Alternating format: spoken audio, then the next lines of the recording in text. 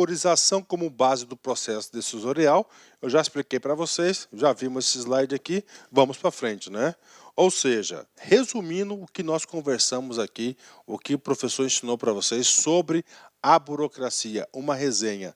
Essa resenha era toda ela formada por palavras-chave, né? Palavras-chave, na qual todas essas palavras-chave você tem a obrigação de saber. Por quê, professor? Porque essas palavras-chave vão ligar à burocracia. Então você tem que saber disso para você identificar se na questão é administração pública patrimonialista, burocrática ou gerencial. Capitalismo tem a ver com a burocracia. Estado liberal, Estado intervencionista social burocrático, Estado desenvolvimentista, profissionalismo, organização, cargo, Hetzing, centralização, hierarquia, legalidade, formalismo, né? Olha só, uma das características da burocracia é a centralização, né?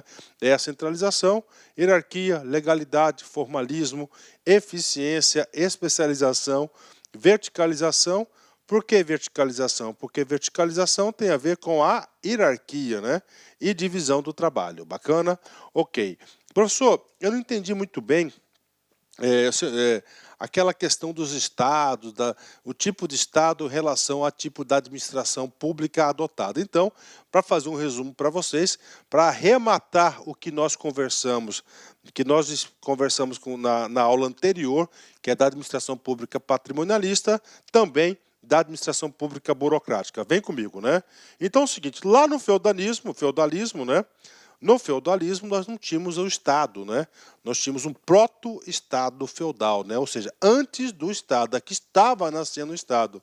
E as práticas patrimonialistas, digo para vocês, sem medo de ser feliz, são oriundas dessas práticas feudais, né?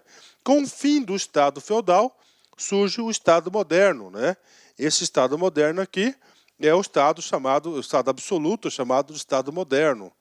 Nesse Estado moderno, nós já temos três características importantes, que é o povo, é o território, aí, ó, o território e o governo soberano, né? Aí, ó, o governo soberano que nós temos aqui no Estado absoluto, né? Ou seja, Estado absoluto, o poder estava centrado nas mãos dos reis, né? E a forma na qual as monarquias administravam esses estados absolutos era a forma patrimonialista, né? Ok, bacana. O que aconteceu, professor? O Estado absoluto foi se desenvolvendo, a sociedade começou a questionar o regime absoluto, e buscar o quê? A democracia, né? E além disso, né, do Estado absoluto começou a ter o quê? O sistema capitalista de produção, o Estado liberal, o Estado mínimo, né? Então, a partir dessa passagem aqui, para exterminar o patrimonialismo, surge a administração burocrática, né? A burocracia, que foi importantíssima para a consolidação do Estado liberal e democrático. Professor, esse Estado aqui deu certo? Com certeza. Por quê, professor? Porque era uma concepção do Estado mínimo, né? Mínimo porque tinha poucas atribuições. Esse Estado liberal tinha poucas atribuições. Deu certo? Com certeza deu certo o Estado liberal, né? O que aconteceu, professor? Esse Estado liberal, eu garanto para vocês que hoje ele é impossível de acontecer. Tá? Não tem condições do Estado liberal ocorrer. Por quê? Porque o Estado liberal tem deficiências gigantescas, né? Na qual o Estado tem que intervir. Esse Estado liberal, garanto para vocês que ele tem a data de morte, né? 1929. O que aconteceu em 1929? Em 1929, aconteceu que foi a grande crise, a depressão americana, né? Foi a pior depressão da economia dos Estados Unidos. O que aconteceu, né? Vamos lá representar a crise de 29 para vocês entenderem o fim do Estado liberal democrático, né? Nós tínhamos o Estado, sempre o responsável, né, pelo país, pela nação. De um lado, nós temos o mercado e de outro a sociedade, né? Então, o Estado ele intervém no mercado e intervém também na sociedade, né? E as relações contratuais entre sociedade e mercado e sociedade, elas são livres, né? Então não existe essa intervenção, né? O que aconteceu em 1929? O Estado estava ok, estava bacana, né? O Estado não passava por crises, né? O Estado estava tranquilo. Em 1929, aconteceu o quê? Uma crise de mercado, né? O que acontece, né? No modelo liberal, né? Né? O capital tende a se acumular sempre na mão de poucos, né? Ou seja, existe o quê? Uma concentração de renda por uma parte pequena da sociedade, né? Quando você tem grandes concentrações de renda numa pequena parte da sociedade, você está excluindo o quê? Essas pessoas do mercado. Você está excluindo essas pessoas do mercado. Então, em 1929, por exemplo, né, todas as empresas estavam lá, praticamente todas as empresas estavam com os estoques amarrotados de mercadoria, mas não tinha pessoas para comprar essa mercadoria. A população estava empobrecida, não tinha condições de fazer isso, né? Então nós tínhamos uma crise de mercado. Olha aí, galera, né? Uma crise de mercado. Então esse Estado aí, ele não foi suficiente. E aí, professor, aí surgiu um outro tipo de Estado chamado intervencionista social burocrático. Claro que esse Estado aqui também o que? É o modelo de administração desse Estado, é o modelo da burocracia. Como é que funciona esse Estado aqui? Esse Estado aqui, nós temos também o Estado, tá? Nós temos aqui o mercado, tá? E nós temos a sociedade, né? Claro, mercado e sociedade continuam ainda tendo as suas relações, essas relações, né? Eu vou apagar aqui, tá?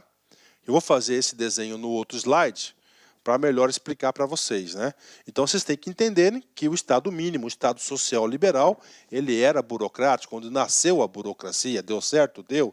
Só que esse Estado, esse modelo econômico do Estado mínimo, ele acabou, não tinha mais condições, ele ocorreu a falência, a depressão, a crise do Estado, né? Aí surge o Estado do bem-estar, surge o Estado intervencionista, né? Como é que funciona esse Estado intervencionista aqui, né? Então vamos lá, temos o Estado aqui, tá? Temos o mercado e nós temos a sociedade, né? Olha só, vamos utilizar, entendeu? Nós vamos utilizar aqui o modelo, primeiro, o Estado do Bem-Estar Social, Welfare States. Esse primeiro modelo do Estado intervencionista são para os países desenvolvidos, né? Estado intervencionista social burocrático. O modelo do Estado anterior era o Estado mínimo, livre, né? Deixa fazer, né? Ou seja, no modelo anterior, tá? O que acontecia? A relação livre de mercado e sociedade, né? O Estado não fazia intervenção de redistribuição de renda. Aí aconteceu o seguinte, houve a quebra da Bolsa de Valores em 1929, caos total. E aí? Aí, a partir das teorias macroeconômicas keynesianas, John Maynard Keynes, né? O Estado passou a ter o quê? Uma macroeconomia. Antes era somente uma visão de microeconomia, né? E aí, professor, olha só, está quebrado, né? Então está lá o Estado, 1929, o Estado estava muito fortalecido, estava bem, mas essas relações da sociedade e do mercado estavam péssimas, né? Então o Estado, a partir desse momento, assumiu a responsabilidade de quê? De ajustar essa situação, do planejamento estatal, do país, assumiu. Então, o que acontece? Né? John Maynard Keynes, né, falou assim, poxa, a gente tem que criar renda, né? Temos que criar renda. Então, para superar a crise, o Estado estava bem economicamente, ele começou a contratar pessoas para quê? Começou a contratar pessoas para o período da manhã cavucarem, fazendo buracos, né? E no final da tarde, tamparem os buracos que fizeram. Com isso, o trabalhador tinha o quê? Um salário, tinha uma renda. E essa renda, qual que era o efeito disso?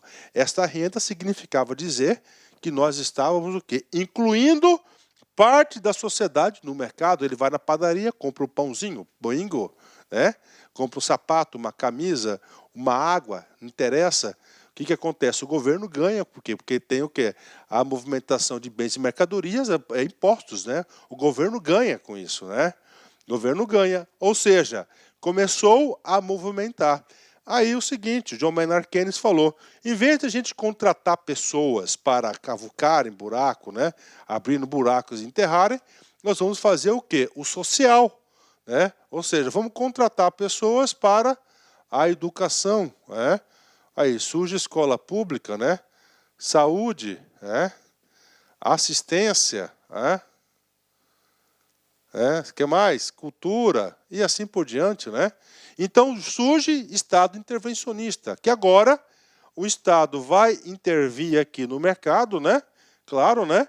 E vai, ó, reinvestir na sociedade através de políticas públicas sociais. Isso é o Estado intervencionista, né?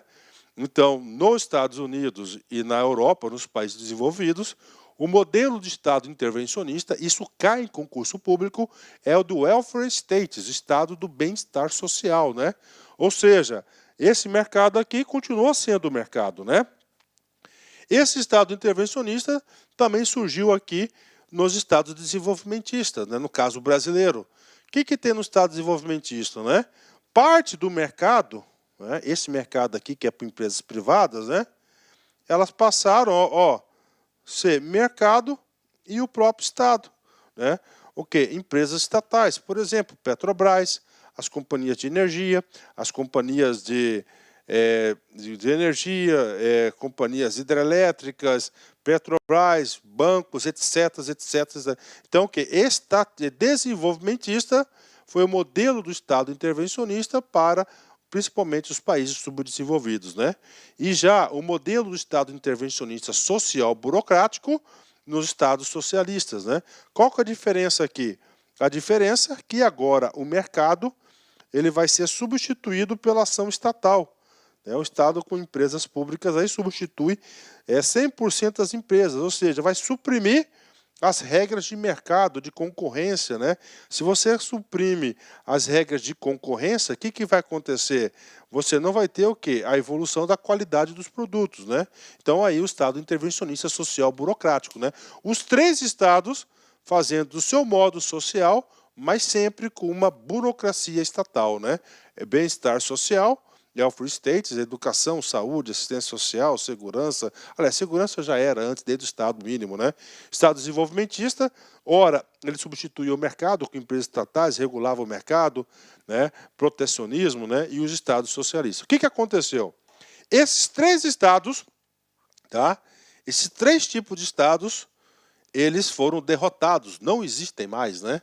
Eles não são suficientes, principalmente dada a situação da burocracia, porque nós sabemos que a burocracia ela tende a crescer além do normal, porque devido aos controles em excesso, os melhores meios para se atingir os fins. Aí surge o outro tipo de Estado, que é o Estado social democrático, que nós vamos estudar na aula do gerencialismo. Bacana, meus amigos? Então tá aí para a galera aí, né? É o Estado intervencionista, né? Só fazendo agora uma analogia, na aula anterior, nós estudamos o patrimonialismo, né? De 1500 até 1930, né? A primeira tentativa no Brasil, de novo, a primeira tentativa no Brasil de se combater a administração patrimonialista foi a partir de Getúlio Vargas, né? Precisamente, né, 1936 a 1936, com a criação do DASP, né? Olha a cultura patrimonialista no Brasil, como é vigente na sociedade, né? 436 anos, e não é fácil eliminar esse câncer da nossa sociedade, né? Em 1967, nós tivemos a primeira tentativa no Brasil de implantar uma administração pública gerencial com foco na descentralização, principalmente com o advento do Decreto-Lei 200 de 1967, né? O que aconteceu? Em 1995 para 1996, nós tivemos aí as eleições diretas, né? O governo militar deixa o poder e aí passa a ser o governo civil, eleito democraticamente, todos os estados e municípios, né? O que aconteceu no Brasil após o processo de redemocratização? Aconteceu o seguinte, né? Todos os políticos brasileiros tinham uma demanda reprimida muito grande de 24 anos de governo militar, né? De governo militar, 24 anos. Então, O deputado, né, de uma hora para outra, o senador, o que aconteceu? O deputado, para você trabalhar nas estatais, que nós tínhamos muitas estatais, porque o Decreto-Lei 200, aí, o foco dele foi descentralização, o Decreto-Lei 200, o foco foi a criação da administração pública indireta, aconteceu o seguinte, né? Você, amigo, uma cartinha de deputado, você conseguia aí uma vaga aí numa concessionária de energia elétrica, por exemplo, uma SEMAT da vida aí, né? Ah, se é deputado federal, você conseguiria aí o emprego em algum banco estatal, por exemplo, né? Agora, se você tivesse uma carta de um senador, você poderia estar trabalhando aí no fisco, alguma coisa, ou seja, práticas de quê? De nepotismo, né? Altos índices de corrupção e nepotismo logo no período após a democratização. E aí? E aí o legislador, o constituinte de 1988, através da Constituição Federal de 88, trouxe de novo a burocracia para combater o nepotismo e a corrupção. E a gente vai ter uma aula específica de cada item desse aqui, né? E, passados algum tempo, né, nós temos aqui uma tentativa de voltar à administração pública gerencial através da emenda constitucional número 19 de 98. Então, se perguntarem para vocês qual que é o nosso modelo atual de gestão, é a administração pública gerencial, né? Puxa vida, professor, aí, bacana, né? Isso aqui é criação minha do professor Luiz Antônio de Carvalho, com muito orgulho. Eu falo isso para vocês, que esses dias aí eu recebi uma cópia de um livro que estava exatamente isso aí, né? Olha aí, professor aí, Luiz Antônio aí, doutrinando, passando conceitos para o Brasil todo, né? Graças a Deus é um assunto aí que eu gosto muito. Bacana? Ótimo, né? E agora, treino, exercício, né? EBSER, CESP 2018, cargo de analista. Durante o governo Getúlio Vargas, implementou-se a chamada reforma burocrática, certo? Com certeza, né? Principalmente, né, só para incrementar o nosso estudo, através do DASP, né? Você pode colocar aí 1936, tá? Que a gente vai ler esse cara aí, vamos estudar esse cara com você. Que buscava fortalecer a meritocracia. Gente, a burocracia tem a ver com a meritocracia? Com certeza. E a profissionalização? Com certeza. A profissionalização tem tudo a ver com a burocracia, a profissionalização na gestão pública? Sim. Puxa vida, professor, o aluno mediano, o aluno que não estudou, ia marcar errada, né? Porque ele jamais ia pensar que a meritocracia e a profissionalização são inerentes à burocracia. Eles acham que isso não é burocracia, mas isso é a burocracia. Gabarito correto, vem comigo.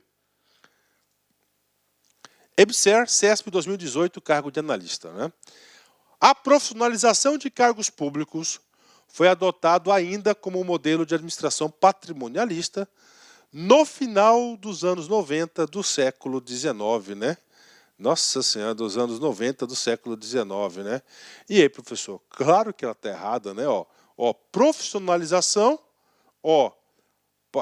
patrimonialismo. Não, patrimonialismo não quer profissionalização. Por quê? Porque a profissionalização evita o roubo, a corrupção, o nepotismo, né? Está errado, né?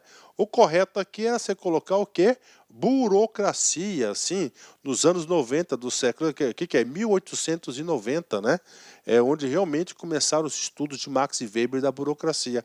Então está errada essa questão. O único erro dessa questão é a palavra patrimonialista. Se você trocar por burocracia, ela fica correta. Ok? Vamos lá. TCE, tá? TCE, Paraíba, CESP 2018, cargo de auditor. A reforma da administração pública conduzida durante o governo Getúlio Vargas tinha por objetivo tornar o Estado. Professor, qual é a reforma de Getúlio Vargas? Getúlio Vargas foi a primeira tentativa no Brasil de implantar uma administração pública burocrática. Ok? Vem comigo. Tinha por objetivo tornar o Estado mais profissional? Correto. Menos patrimonialista? Correto. Ou seja, um Estado autoritário e burocrático. E aí, professor? Burocrático, ok. Só que o seguinte, autoritário, você vai ter que entender um pouquinho de história, né? Tá certo? O DASP, que foi o que ele criou, né? Depois vai ser um órgão principal de assessoramento do Getúlio Vargas. O cara fazia tudo, fazia orçamento, fazia leis, tinha poder de fiscalização, era o cara, o DASP, né? Na época de Getúlio Vargas. Então a questão está correta, né? Aí, bacana, né? Vamos lá. Mais profissional? Ok. Mais patrimonialista? Não, são opostos, né? Mais patrimonialista? Errado. Menos patrimonialista? Correto. Menos burocrático? Errado, né? Aqui é mais burocrático, né? Mais burocrático. Bacana? Ou seja, o gabarito correto aí é a letra A.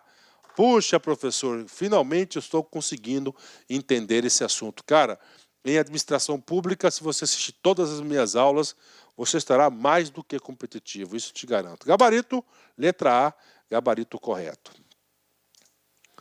Mais uma questão, vem comigo aqui, né? TCE, Paraíba, CESP 2018, cargo de auditor. O processo de burocratização que instituiu um modelo de gestão pública pautado no uso do poder racional legal. Olha aí, ó, racional legal, burocratização. E na incorporação da racionalidade técnica e do profissionalismo ocorreu no governo de, claro, Getúlio Vargas, o DASP, né?